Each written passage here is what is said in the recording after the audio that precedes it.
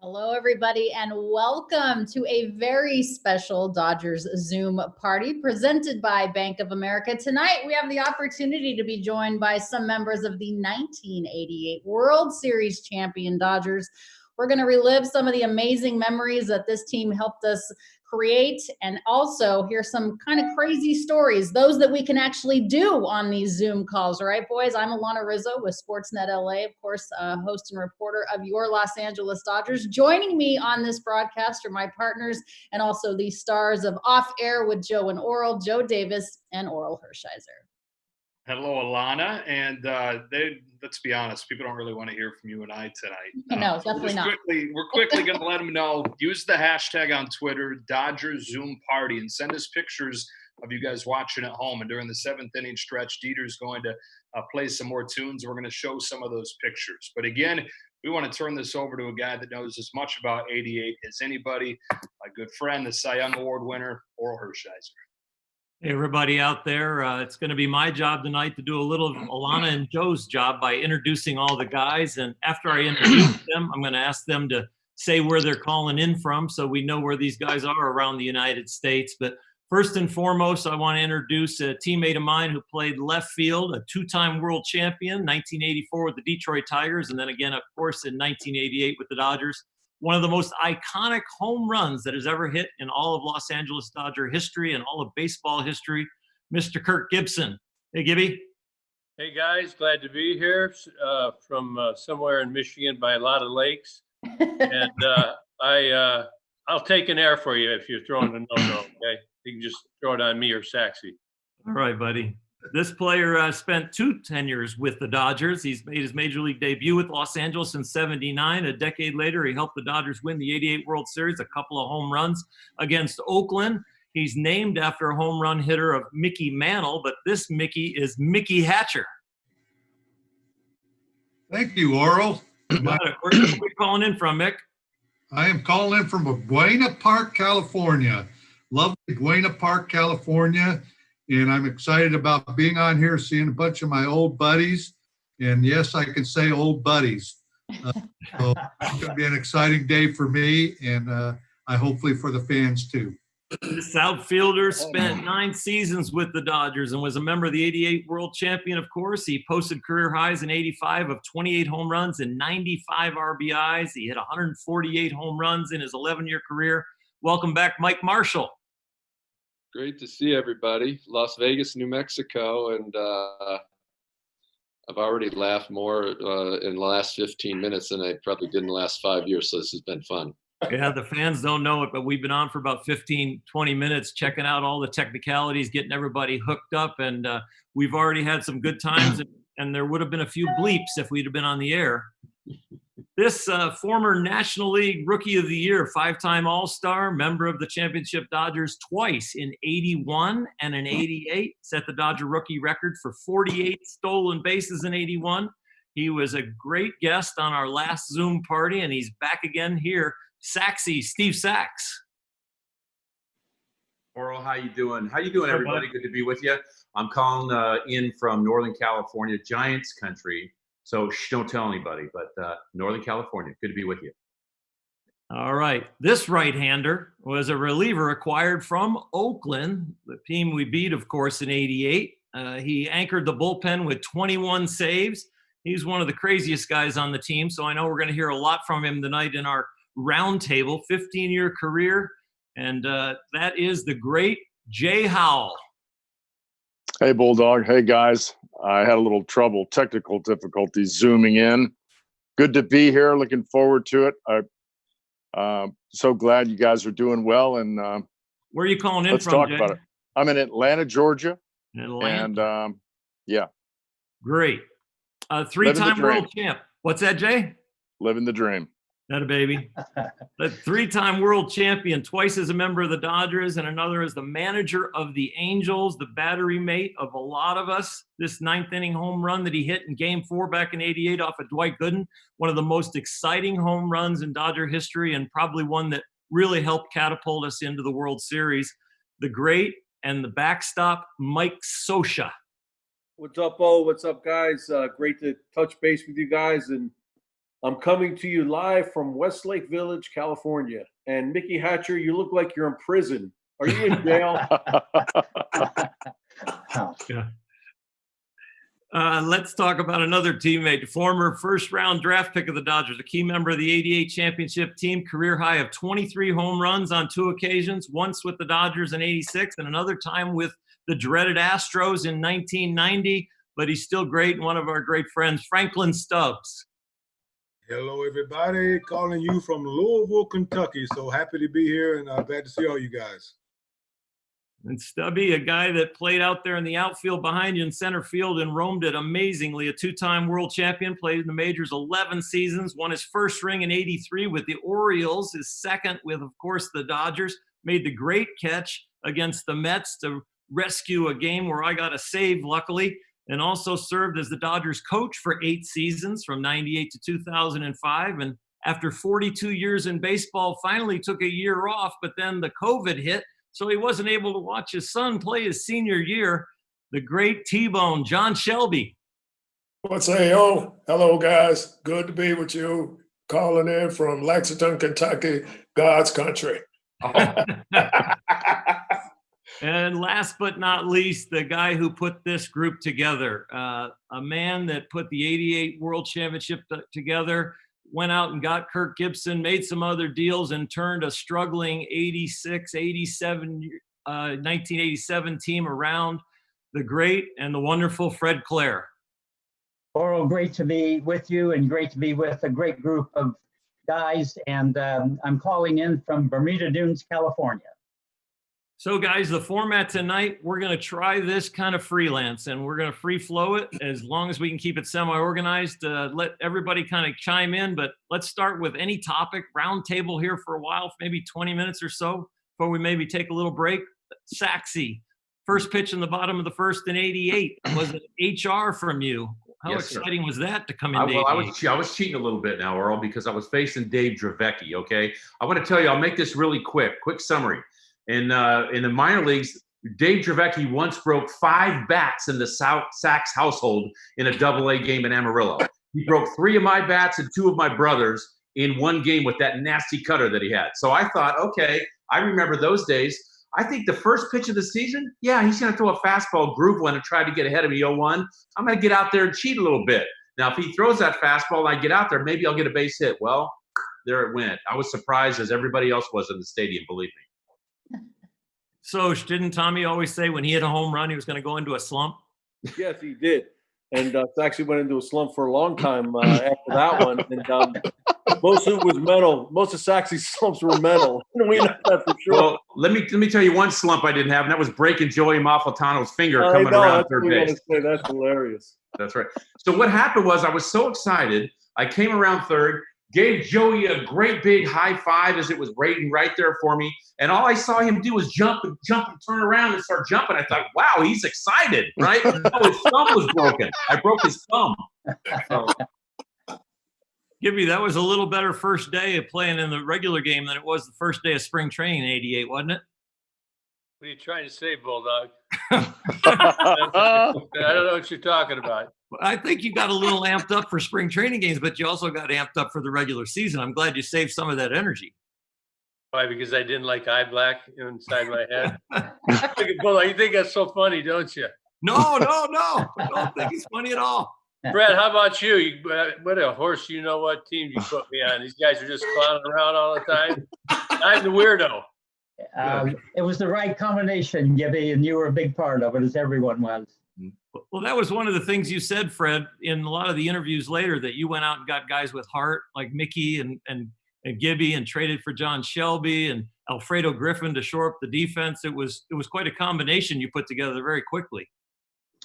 Well, that proved to be true in '88, and I'll tell you what, it proved to be true for the next 3 decades because it was the character of these people and the character of all of you. You know that it's all about the people. It's all about the people coming together. And I was so blessed to know the Dodgers of the '50s, the boys of summer, and having that opportunity to know those people. Pee Wee and Jackie and Campy, as many of you do. It's all about the people, and that's what we had in '88 without any question. We had the right group of people. T-Bone, what was it like to play out there in center field and watch this crew play there in '88? Well, I tell you what, after coming from the American, I grew up a National League fan and always dreamed of playing in the National League. And coming to the Dodgers was a dream come true. You know, being over, it was fun. It was exciting. Every day in that locker room was an exciting day. A lot of things went on that some people probably couldn't imagine that went on, but, you know, we had fun and it was good. It was, you know, all the years that I've had in baseball, playing in LA was the best times of my life. And you were far out there in center field a lot of times. And Jay Howell, you were out there in the bullpen. Were they as crazy in the bullpen as we were in the locker room? No doubt. No doubt. But I got to get this off my chest while I can. Go ahead. I got your. So when we talk about moments of that '88 season and everybody having a certain time when they felt the moment. It was Gibby had his, Oral, you had yours a number of times. Sosha, you look at Sachs and so forth. And you just go around the horn. Hatcher, Stubbs, everybody. Shelby with a catch. And I had my moment, and mine was when I got kicked out for having pine tar in my glove. I felt shame, and I felt like I had let the Dodgers down. I felt like I had let the bullpen down. I'd put more pressure on the starting pitching, and all the while, you know, just kind of trying to keep my mouth shut. But I'll never forget the next day. I never will forget it. Almost to a man, the starting lineup looked at me, just gave me a moment, and I'll never forget. Looked and said, "He'll pay. We'll get him. We got him today." I remember Saxy turning and looking at me and says, "Coney, we got him today. Don't you worry about a thing." Remember Gibby said it. Sosha, on down. Every guy came up to me, and it's that kind of thing that hits you. That this team, you know, that was just such a great effing team.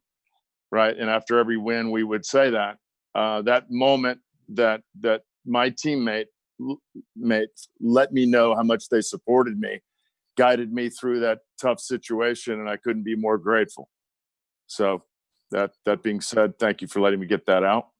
Well, now that we've been through your therapy session, so we feel better too with you. I had more pine tar on my hand than you had on your glove, so they just didn't catch me. That's right. We're playing in 35 degrees and sleet, and Gibby's out there pulling his hamstring, and he can only have the one at bat. You know, we had to have something to grip. Well, look, let's face it. I mean, I kind of overdid it that day. You know how cold it was. I mean, it was ridiculous. They canceled one of the games. I mean, it was frightful. What was it McDowell almost fall on a comebacker to the mound? I mean, it was rough. So I used all of those excuses, but the bottom line is I put my team at risk. I mean, I was not feeling that great about myself at that particular time, and to have my teammates rally around me the way they did. Let's not forget, what about the initials, Gibby? How about you coming out with initials on your shoulders? All the guys that support John Tudor, the same thing, and it just doesn't happen every day, right? Yeah, well, that was an easy one for all of us. To win a World Series, nobody cared who got the credit. That whole pine tar thing, I just remember. Do you remember what Tommy said and what Harry Wendell said, Coach? I do. Oh, I remember Tommy saying to me in the dugout, I don't think I can use the language. I don't think I can quote it exactly, but he said, "Lie to those guys. Lie to them. They don't need to know what's in your glove. It's none of their business." Stubby, you watched this circus from over there. Nicknamed Cadillac. Everybody loved you. You're the first baseman. You played a little outfield. You're one of the stunt men at time. What was it like to be on this team? This team was, I always tell people, even to this day, and I'll tell, coaching the minor leagues, I'll tell the players the same thing. I say, it's different between being a great individual and a great team. And I remember, as great as Oakland was as individuals, they weren't as great as we were as a team. And I always remember going back to spring training when Kurt had the eye black in his hat. He said, "Oh, you guys play around too much. That's why you don't win." But I remember, I always go back to like the first game during the season. Gibby says the TV goes off 30 minutes before the game because we only focus on one thing, and that's going out whooping whoever is in front of us. So it was a great time for me. I enjoyed every minute of it.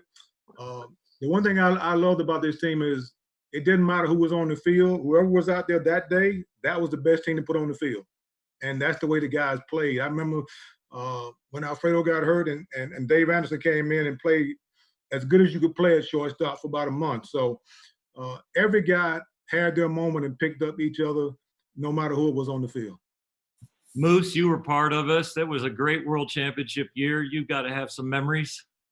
Talking about Gibby and T-Bone, I remember that one of our first win, and I go running in from right field to go and congratulate, on the mound and everything. And T-Bone and Gibby look at me like, "Where are you going?"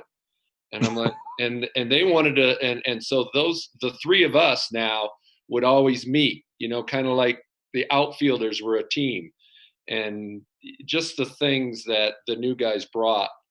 And so, you talk about Socha's home run, and then Gibby hit the home run in extra innings. Everybody talked about the Mets being the best team in baseball, then the A's being the best team in baseball. When Soch hit the home run in the 9th in Game 4, we were the best team in baseball. And I think we went 7-2 against the two best teams. And that was the turning point when those two guys hit those home runs in Game 4. And I remember that more than I remember the World Series. I remember Game 4. Yeah. And then having to get back on the team bus and get back the next day for a day. Yeah, we played like a noon game, right? Yeah, we had like about 4 hours sleep, maybe Yeah. 5 hours sleep with all the energy. Who was able to shut down before like 3, 4 in the morning with all the adrenaline running through your body? Who? To get the coffee. We were ready when we got there. Yeah, Ready. nobody went to sleep. We went home, we packed. We were looking at being down 3-1, and we went out of there up in the series. And it's the crazy thing about the game and what we accomplished was it looked so bad sometimes. And then, miraculously we had moments, and that's why you hang on. And that goes for that today as well. Right, Soch? No doubt, Gibby. I think the things I remember about my playing career, and I think all of us have the same thing. You remember the people, you remember the guys, you remember the successes. 1988 was such a magical year for so many reasons. You guys touched on a lot of stuff, but what got me about this whole group was we never paid attention to anything but what we needed to do and to play baseball. We were never intimidated by anybody. We went out there and played, didn't always work out, but it was a type of mentality you needed to get on that grind. And Gibby, you changed us in spring training. There's no doubt about it. We thought we were a good team. 85, we won the division. 83, won the division. 81, won the World Series. And all of a sudden we hit this kind of little black hole where nothing was going right for a couple of years. Fred made some unbelievable moves in 88, and bringing you on board after you'd already signed Mike Davis, and how are we going to get all this to work out? That was the thing that got us going. And that event, and things happen for a reason. That event that happened in spring training, I know happened for a reason. We were focused. We went and we played great baseball during the season, and we played great baseball in the playoffs too. So that's what I cherish as in my memories is just the fact of what we did as a player is what's important. I had a lot of great memories as a manager, but this game's about playing it. And I think what all you guys did and all we did in '88 is something that I'll just take with me forever. I think all of us appreciate the fact that we got put together, and the guy that put us together was not a long-term baseball guy as far as on the field or off the field in the general manager's office, but he was a long-term baseball guy that was very observant of all of baseball while he was coming up through the PR and then really building his resume with Mr. O'Malley. Fred, you really attacked our weaknesses and really put a frame around this group. Well, coming off the when I became the general manager in '87, of course, we'd been 16 games under 500 in '86, and we were to be there again, 16 games under 587.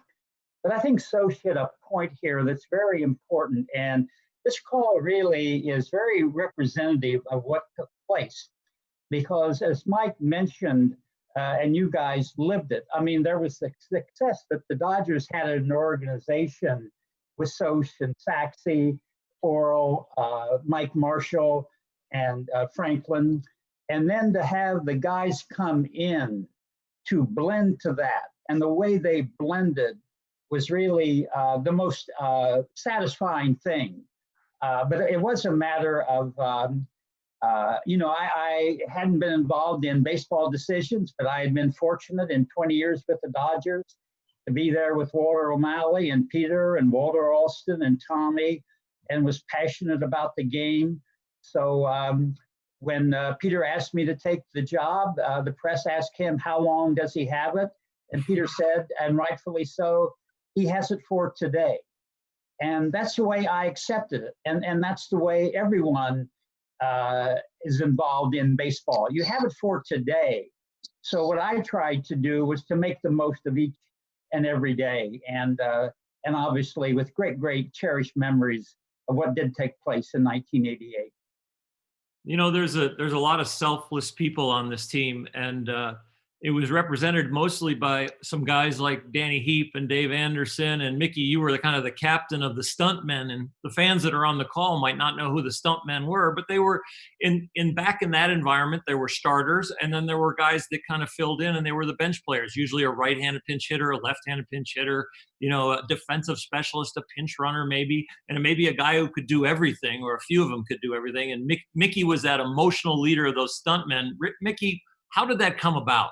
How'd you all of a sudden label them and get T-shirts and all of a sudden have that going on? Well, first of all, thank you for getting me on here, because I felt like I'm just a bookend over here. But, you know what?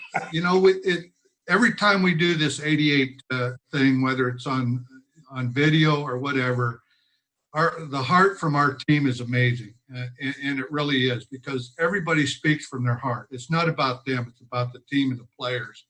How so many of them came together and played hard. In spring training, I was an older guy.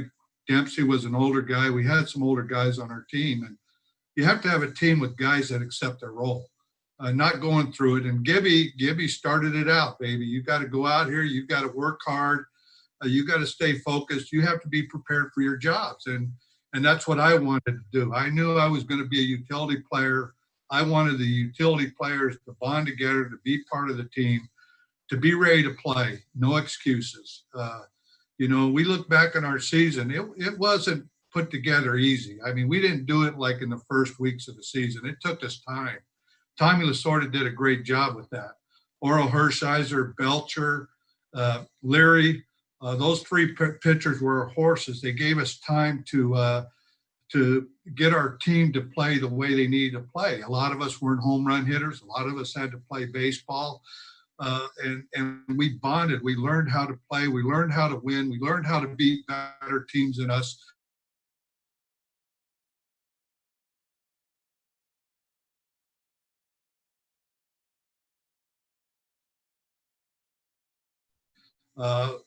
We went out there, and if we had to bunt to move a runner, if we had to hit and run, we did those things, and that's how we won, and that's how we became a winner. Gibby, everybody kind of comes back to you putting a frame on this, and I know you don't like to talk about yourself, so I'm going to give you a way out on this. Where did the mentality come that you brought? Really, I think the reason I was so uncomfortable with it was because I played for Sparky Anderson. those meetings, for those of you that don't know, you come in and you do what you got to do to get ready, and there's a meeting to go over that day's what you're going to do, you bunt, hit, field, you're running, etc. And with Sparky, it was all business. And when I went over there, man, there was a lot of activity. You guys were loud. I remember people jumping out of the trunks. They had clowns, and I was uncomfortable with it. But what really, everybody remembers Pedro Guerrero, great guy. It's sad to say, ultimately he didn't fit on the team. He was a great talent, but we were doing bunt plays, and one coach, he rolls it to third base. Pete gets it up and throws it down in right field. Well, of course I'm backing up. I'm over there, just had to be in right field for there. I'm backing up, and then he does it again, and everybody's laughing. And I'm saying, and this isn't funny because I'd seen it on, we all watch other teams' games. And so when Orozco did that, we were playing that, wasn't it the Japanese All-Star team? I felt like I was in the 7th game of the World Series. I felt like I had something to prove, and I can say I was too intense. But when I was running. I mean, I had a great lather. And I took my hat off to wipe my head, and I saw the black all over my forehead, and I just said, well, I can't tell you what I said. Running off the field, and Tommy catches me right by the visiting locker room. I said, you go get the SOB who put the stuff in my hat. He didn't know what was going on. You guys quickly told him, and everybody was laughing or whatever. I told him, go get him.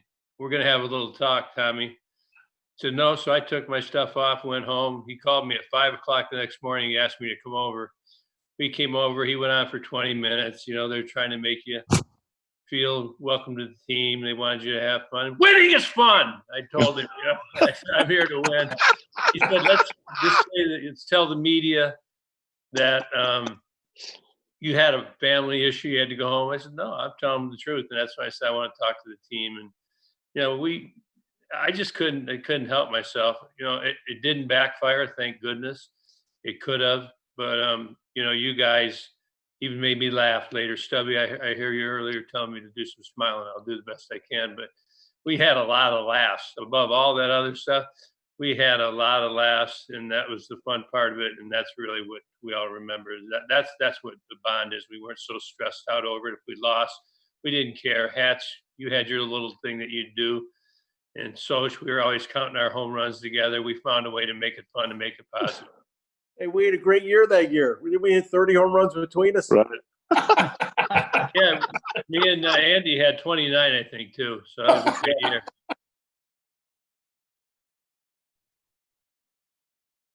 Produce. Alana, you got a special guest for us? Clubhouse wouldn't have given you the time of day in terms of being able to accomplish what you did. And so much of what baseball is, of course, are the memories that you guys have created and the music that's gone along with the time. And we have a very special guest as you guys kind of continue to collect your thoughts about that 1988 season. I want to welcome our special guest, John Fogerty, into this Dodgers Zoom call. And when Gibby celebrated his 63rd birthday on May 28th, Mr. Fogerty was celebrating his 75th and had an opportunity to play your hit song Center Field in center field at Dodger Stadium with members of your family. So, sir, welcome to the party. And what was that like for you, being able to perform your hit song at such an iconic ballpark? Well, thank you. First of all, let me say thanks for letting me be here. I looked at this wall of people on my screen, and I'm just blown away. I'm in hog heaven. You guys are amazing. What an amazing team that was. You obviously know I love baseball, not quite the same way you can because I really didn't play well or well enough, but gosh, I sure enjoy it. And I always wanted to play center field in the major leagues, so I kind of got to do that in my weird way on my 75th birthday. Yeah, me and Gibby share May 28th as our birthday. I've known this for a long time, so thank you for letting me wish you happy birthday, Kirk. I want to thank you for playing. You played for the Parkinson's Foundation in New York. I was there. Put me in, coach. I'm ready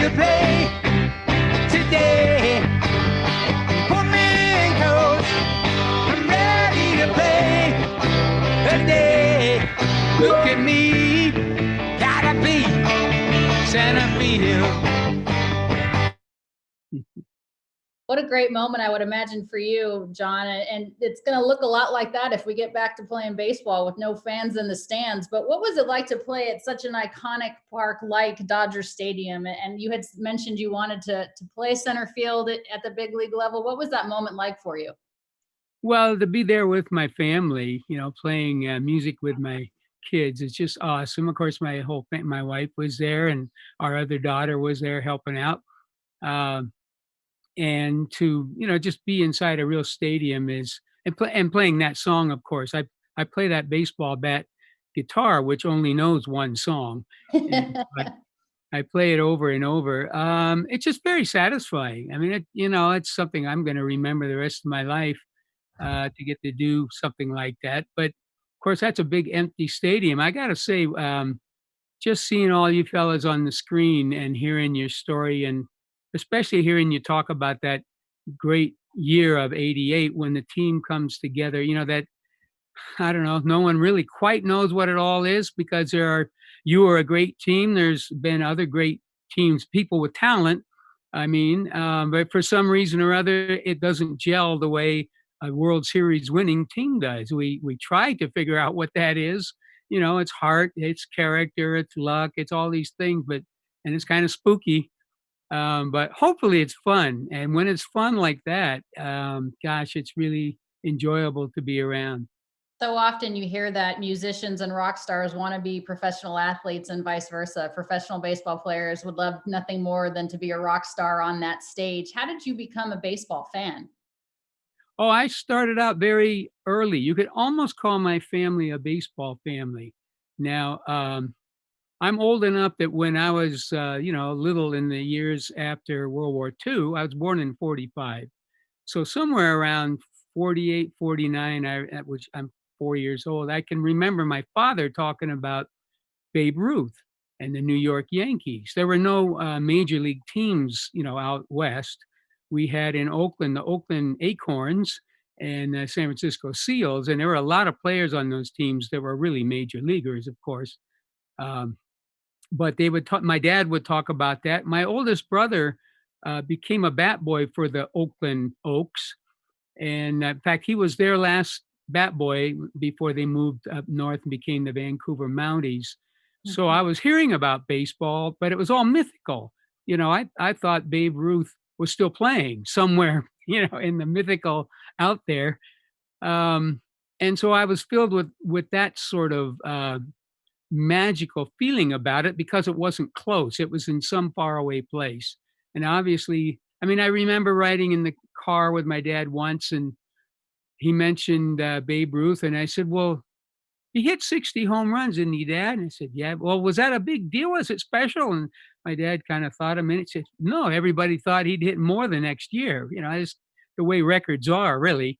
And so I would hear about baseball that way. Of course, my dad took us to a lot of games. Uh, I can remember being in about the 5th grade, listening to the Oakland, they're called the Acorns or the Oaks. And my brother was the bat boy. And in those days, I guess the crowds are much smaller, but I was listening to the game. I'm going to grammar school.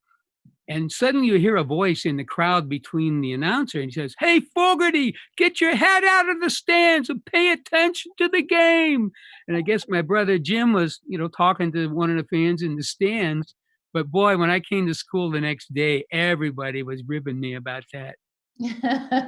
That's a great story, and it's so nice to have you with us on this Dodgers Zoom call, Mr. Fogarty. Thanks for taking the time to perform that iconic song, and congratulations on your unbelievable rock and roll career. And it's been a pleasure. Thanks for being with us, sir. Well, thank you. Thanks for having me, and the best of luck to all you fellas. Thank you. God bless. And Oral, you know a little something about, obviously, John Fogarty's music streak, and you have a little something to say about a streak as well. Of course, 1988, what an amazing season, but you had a pretty impressive streak going on, and I was kind of wondering from your teammates' perspective what it was like. So we'll start with you, what it was like kind of seeing that streak unfold in front of your eyes. Well, Lana, it was unbelievable. I think we knew there was something special that we were part of, but to be honest with you, we were consumed with winning our division. Not many people really gave us much of a chance as we got into the offseason. Not that we paid attention to that, but as the season was going on, we knew a couple things. We knew that Oral was, I mean, what a stud. The year he was having is second to none, in my opinion, not just because of the record, but what he did every big game that we had to play. We saw what Kirk did, and every hit, every time he ran the bases, it was key. So as we were getting through that streak, and you knew that when Oral was out there on the mound, if we didn't mess it up on the other side, we were going to win that game. We just needed a couple runs, and we were going to win that game. And all of a sudden, he starts putting up these zeros and these zeros, and you start to do interviews on it, and you talk about it. But to be honest with you, we were consumed with playing. But I'll tell you what, I don't know if there's, and everyone says, well, records are going to, are made to be broken. I'll tell you what, I don't know if I'm going to be around to see that one broken. It's going to be a couple, maybe a millennium before that one is touched. But what he did was so special, and it was just a thrill to be a part of it. Jay, at what point did you know something special was happening? Oh, I was watching him real close because I wanted to figure out how I could get other hitters out. And I mean, as the streak was going, and I wasn't getting up in any of his games. I was just sitting back, taking it easy. I'd get the usual call. Florida might call down there and say, you got it, if they tie it. And I just would sit there, relax. I'd say to the bullpen, relax, boys, grab a couple of Coca-Colas. We're going down to watch a good ball game. And that's how it was. I asked Oral during the streak towards the end, we were having a sit down. I think there was a reporter there, and I think Belcher was there. Soch, you might have been on this meeting, and the question to Oral was, how are you doing it? I mean, how do you do this? How does one go about doing a streak like this? And Oral gave him an answer, and we were all just looking at him. He gives this answer, and afterwards I looked over at Oral and I said, he throws all his shutouts the same way. Nasty, filthy stuff. And it was. I mean, he had the nastiest sinker, and he had an absolutely filthy breaking ball, and he could tell you it was coming and they couldn't hit it. Right, Bulldog? You guys were amazing. You can't have a streak like that because you guys know I wasn't a strikeout pitcher. So it wasn't like I was striking out 12 or 14 guys and not putting the ball in play. I was striking out 6 or 7, and the rest of them were getting put in play. So I got to have Saxy at second. I got to have Stubbsy doing it. I got to have Mickey picking it up. I got to have John tracking him down in the gap. There's plenty of times where I've gone back and watched a little bit, and there are so many plays that you guys made behind me, or Soch blocks a ball with a man on third and one out, and all of a sudden we get away to get the out. And I feel like I'm going to give up a run, and then you end up not. But it looks like you're going to give one up. But you guys rescued me. Oh, you sure you wanted Saxy at second? Right. I wanted Saxy at second. I picked up most of those balls that he threw away, Right. So I haven't heard that before, Soch. That was part of your cardio, Soch, to keep you in shape, to have you run down there and back up first on ground ball. Oh, my gosh. No kidding, though. So when Oral's finishing up his streak, we go into the first playoff game, and that's where the Pine Tar game was, right? No. Hold on. Wait, are we going back into a therapy session? We are, because this is the part. Gibby, will you get coach out of this, Gibby? Gibby, get coach out of this right now. This is the part that I left out. No, this Light is his head off. No, I got a story I can tell about. So I come into his game. I haven't been in there for 60 innings, right? I mean, we come to the end of the season, right? And I throw the breaking balls. I start twisting my wrist against the Mets, right? And Cone comes out and says, "This guy's a high school pitcher." That's when every one of my teammates, you remember Gibby coming up to me and Saxy, "We're going to get this guy. Coney's going to pay." And Saxy, I'll never forget. And I think you high-fived me, and now I understand why Amalfitano, why you broke his thumb. I thought I was going to have rotator cuff surgery. But for real, that moment, and it was after that game. That was the game, and I blew it for you, Bulldog. I felt bad about that. I felt just as bad for Socha because McReynolds almost took his head off. In one play, I almost lost the series for us, crushed Socha, and I blew your game, Bulldog. So there's my session. One of my teammates step in here and talk to Jay, please. Jay Bird, we could have done it without you, bro. Don't be too hard on yourself. things in this life happen for a reason. Well, you know, happening. There's no doubt we were ready to come out and kick David Cohn's butt. 100%. There's no way. 100%. I think it was like what 6-0 or something. When he had like Right, 5 after runs in the 2. second inning, it was something crazy. Yeah. Yeah, he was done. Yeah. We got this guy, every one of you. Appreciate that. Never forget it. Saxy, you had 2 world championships, 81 with the Dodgers and 88. What's the difference in the 2 teams?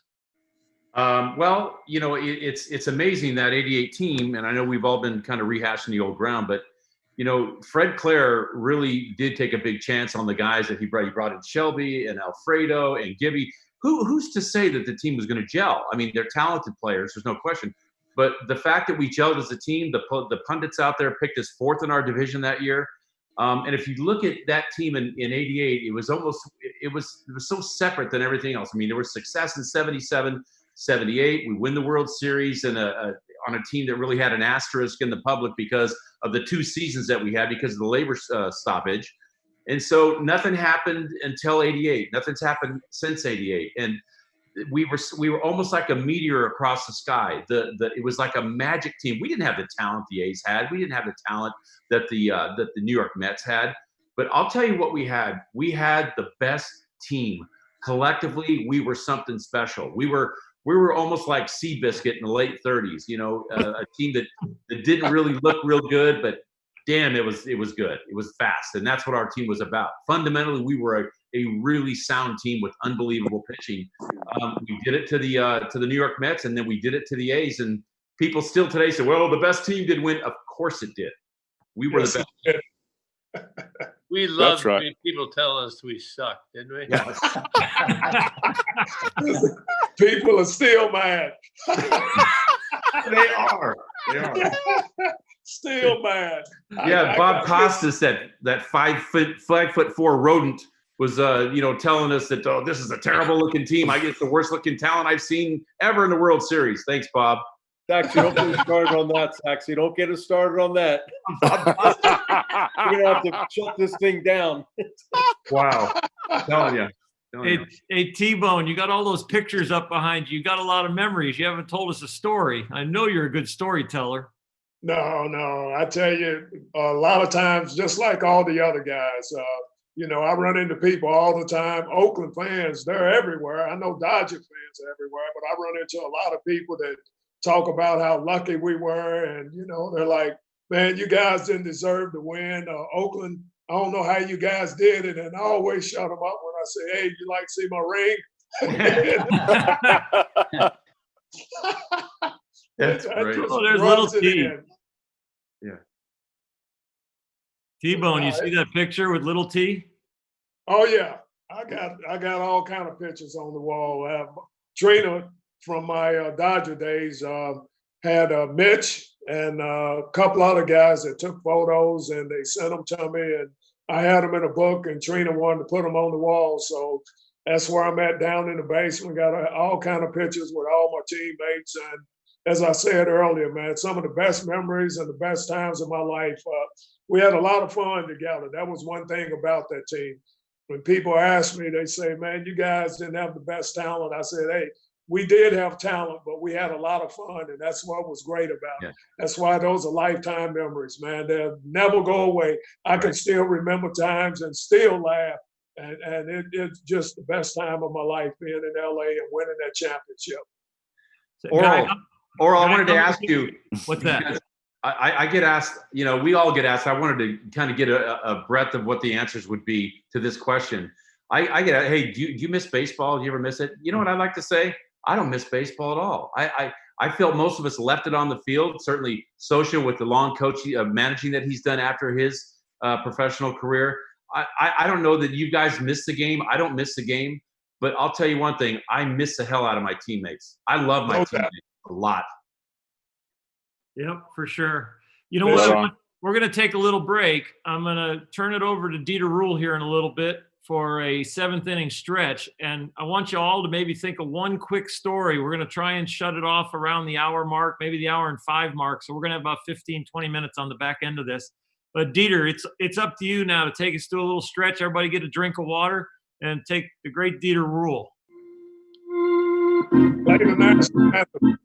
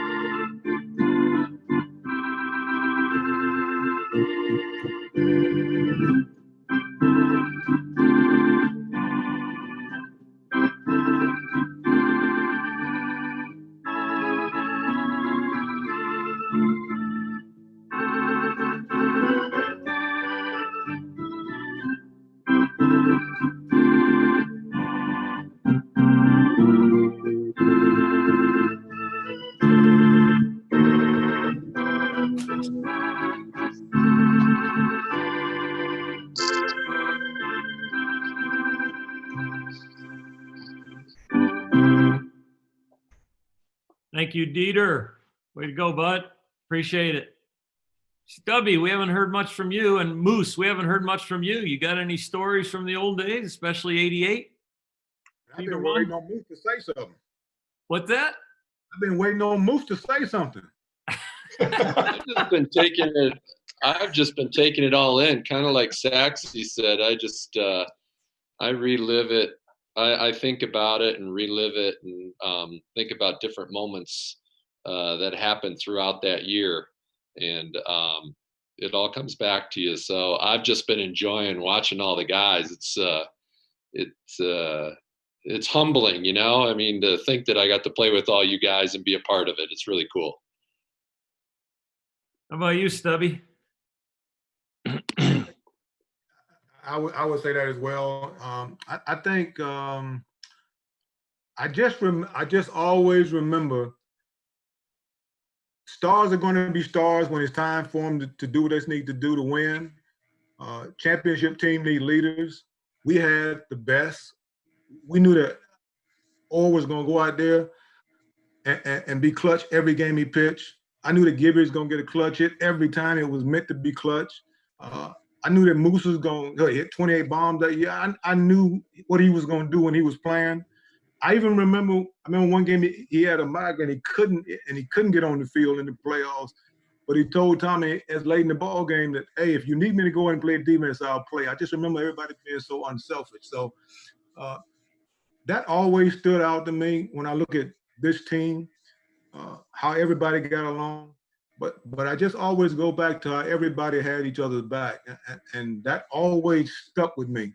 Even when I talk to young kids or teams that I coach now, you have to have your players back. Don't play for yourself. It's something bigger than you if you want it. And this team, from the time Gibby had the eye black in his hat, from that day on, it was like, this is bigger than you. I remember Gibby never cared about who did what. All he cared about was, at the end of the day, did we win or did we lose? And when we won, we knew he was going to say in the clubhouse. So we look forward to that every time. And it was a beautiful thing that he would say I had the best view because I was his locker mate. So I had the best view. So I just enjoyed watching what it took to win, but watching how everybody prepared every single day. Because even the stuntman, you never wanted to let the starters down if they couldn't go that day. You always said, I got to play as good as that guy who starts the game, because that's what they expect of me. So I carried that, and I remember every player carried that. It was never about themselves. I think that's why our team was so good, is because at the end of the day, we could care less who got the job done. It's just a matter of getting it done. Yeah, you just touched on something that I carried with me on the mound all the time. You guys talk about it. We've all had our moments, and we all had where we came through for the team. But I felt like it was a responsibility to you guys to do my job, to execute, to not be nervous, to concentrate. Soch hitting the home run off a good one. I mean, Gibby's home run, of course, the iconic in the World Series. Jay Bird coming back after, getting suspended and then getting them out, in Oakland, coming, and McGuire hit the home run. The next game you get the save, you come right back at it. Mickey with the home runs, what you hit? 4 home runs all year. You hit 2 in the World Series. It's just crazy. You said 4 more than what I really had. Okay. But I mean, we knew the moment. This team, for some reason, I think, and Gibby started it, but I know Soch carried it on a daily basis behind the plate, and we then carried it out on the field. But the in the moment mentality, what did you guys feel in the moment? What did you feel was the driving force for you to get it done? Oral, I would really like to say something too, because you know what? We have an opportunity to do these shows and talk. And some of us are on here. We got a great field of people from the 88 team here, but there was so many players. I mean, it took 50 players on our team. We had guys like Brian Holm. We had so many other players that never get mentioned in this group. And that's what about our team is none of the fans even know these guys. And there was more to our team than just, us group right now. We have our memories, and I hope these guys have somehow got onto this show, because they deserve some gratitude too. And a lot of these guys, I mean, they might have came out and won one game for us or did something to help us win one game. It took every game to get to win to get to where we were. And there was just so many of these players. And I just wish there could be a list on that on the board here to show the fans that there was a lot more than just what's showing on this screen right here. We had some great, exciting players, Gibby, Oral, Mike Sosha, all of us guys that are right here, but there was a lot behind the scenes that deserve a lot of credit too. Well, I've got the roster here in front of me, Hatch. On a starting side, the only one we don't have really is Alfredo, and then Dave Anderson, Pedro Guerrero, Rick Dempsey, who sat outside of Fred Clare's office before spring training and begged to get on the team and got on the team. Tracy Woodson, Danny Heap, the late great Mike Sharperson, Mike Devereaux, Jose Gonzalez. I mean, these guys, you're right. Chris Gwynn, Gil Reyes. Our bullpen was like, our bullpen was amazing. These guys, Brian Holden that threw 25 miles an hour, got people out. I mean, guys like that. He went 7-2. Yeah. He was 7-2 and he was brilliant. He had about a 2 Ernie. Yeah, your bullpen, you captain, your bullpen was probably an ERA just barely over 2. It was rock solid. Yeah. Pena had a great year. Orozco, even though, there were some friction with Tommy, Orozco did a pretty good job. I mean, all the way through. They did great. But in light, to back up a little bit what Mickey said, one thing that, aside from the guys that don't get mentioned, one blessing really as a player on this team was to watch 2 guys, Oral, you and Gibby, go from being a hero to a legend in just a matter of a week. And I think that they would say that about you, Oral, because of the Drysdale record, but to finish off a game, to come in and finish off a game after going 7 innings in New York, taking your spikes and running down there and bullying Tommy to, get you in the game, and negotiating with Cressy was brilliant. Hey, coach. The only way I got to do it is that Soch forced me to do all that. I didn't want to do any of it. Soch said, get your butt down there and do it. Right. we know Gibby's story, but we know, legends were made. And look, I mean, to be on a team and watch, that happen was really, that's a memory that I'll never forget. Hey, Earl, I just wrote a couple things down that I think really separated us. Some of it was going on before we got live here. We were not sensitive. We said whatever that was one thing. We would say anything to you, to any person, you to me, me to you, and so forth. That's right. If you were sensitive and you were uncomfortable, then you were on the wrong team. We would fight for each other. And, Tommy was Mr. Hugger, right? I never hugged a manager before. And I remember Jerry Crawford, the longtime umpire, I slid into second base on a pitch out against Cincinnati. And the guy bailed. He didn't stick his nose in there, and he missed me. And he called me out, and I was walking to left field. I said, hey, Jerry, could you just make him at least stay in there? That's part of my game. He jumped my butt and said, I'll call out or safe. You play left field, right? So now I hit a double the next time he's in.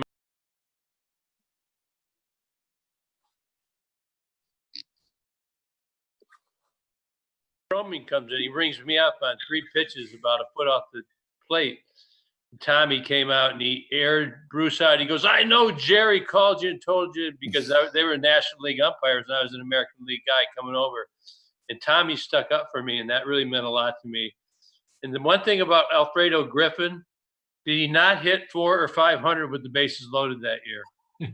It was unbelievable. Danny Heap, Sharpie, like you say, all those guys. I saw Ricky Horton the other day. Everybody is just ready for their time. And the home run was fun. But I don't know if you guys can see this. I remember this right here, this picture right here. If you can see it. Lift it up a little higher. I'm telling Hatch, I didn't want him to jump on me because my leg was hurting. That's the home run. But this is really what it's all about, boys, right here. This is the party. This is the World Series parade when we're standing up there saying, what a you-know-what team. Gibby, I'm going to send you some money so you can get some frames. You know me, I'm just a function guy. I mean, why this goes out, this is unbelievable. It changed my life. I had no idea what had happened right there. And really the thing is that we finished it off. Patch got in there, took it over for me. You guys brought it home, every single one of you guys.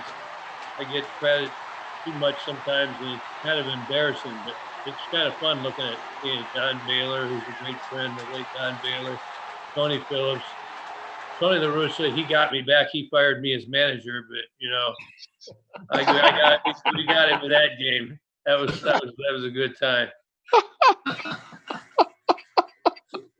He did. He banged me. He said, "I'm gonna get you back one of these days." Gone. You gone.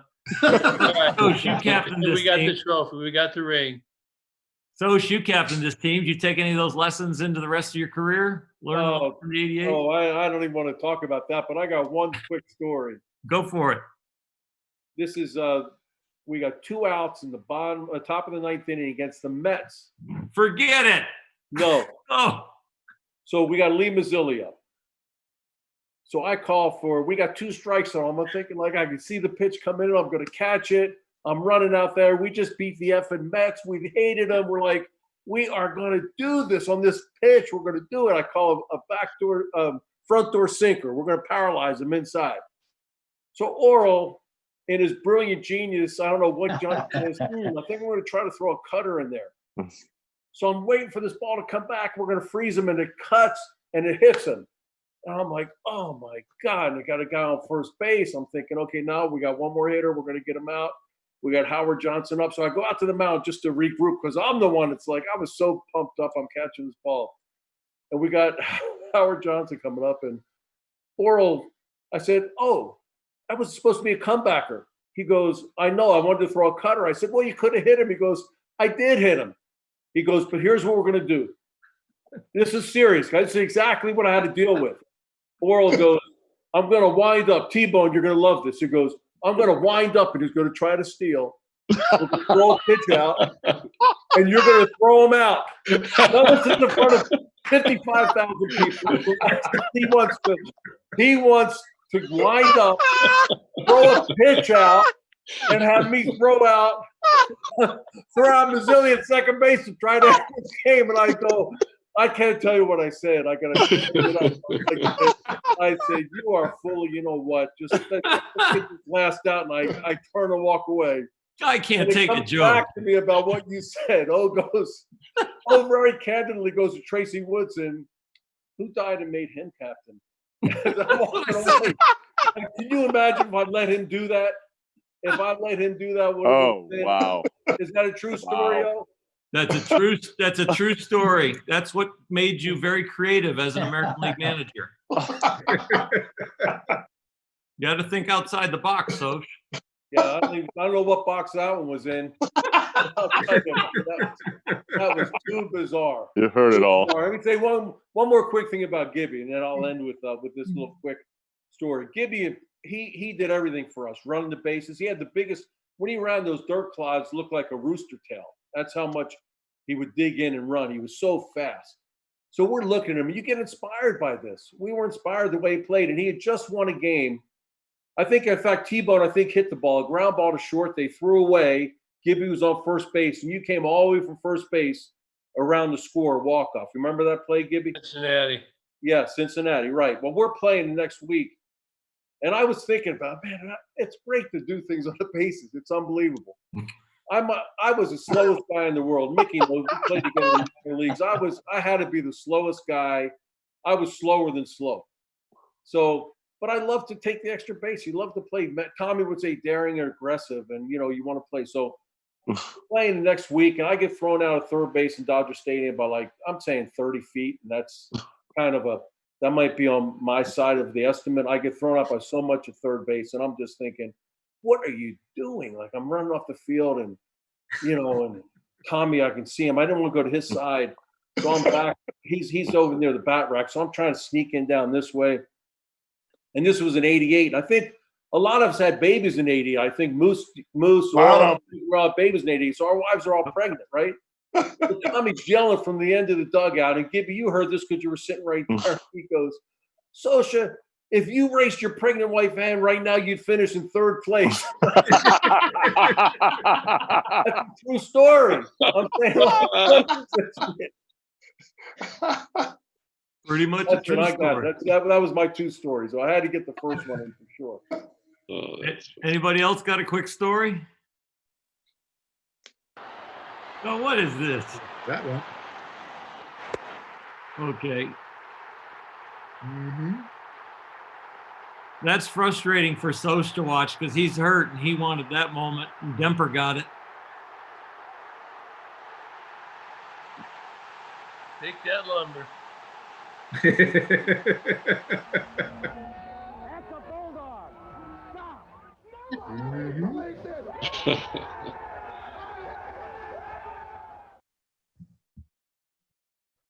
Well, anybody got a quick story? Or if not, we're going to button this thing up. Anybody got one? Well, I have one. I remember when we clinched it in Oakland, and we were headed out to the bus that was parked out in center field, and Trina, myself, a friend of mine who I'd invited to the game, and Alfredo, we were walking to the bus, and we stopped in center field, and Alfredo got down on his knees, and he just started saying, "Thank you, Oakland. Thank you, Oakland." I'll never forget it. So happy to be out of there. About that, man. What a season, man. What a team. What a team. I'm telling you, that's all I can ever remember. What a team, because we were a team, man. And I tell you, I love playing with you guys, man. And I'll never forget you. I'm just thankful and Fred Claire for putting that team together. Best memories ever. Best memories ever. And thanks to you guys. I'm thankful to be a part of that. Well, guys, thank you, Gibby. Thanks, Stubby. Thanks, Mickey. Thanks, T-Bone. Thanks, Moose. Thanks, Coach Jay Howell. Soch, unbelievable. Saxy. Fred, you're out with your new book, Extra Innings. Thank you, sir, for being on this with us. And Alana, it's all yours to take us away. All right, Bulldog. What a pleasure for Joe and I to be able to listen to this.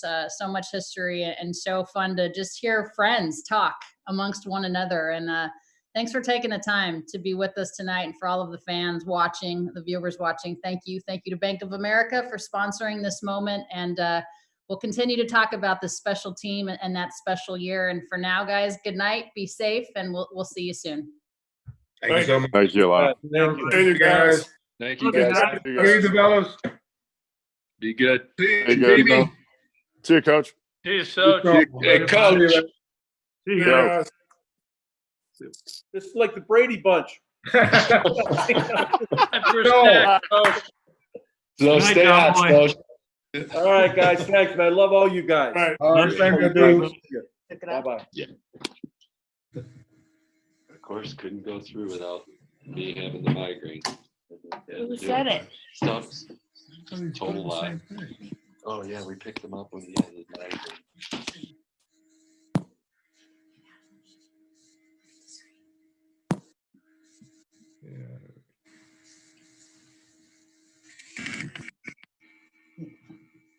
Just read.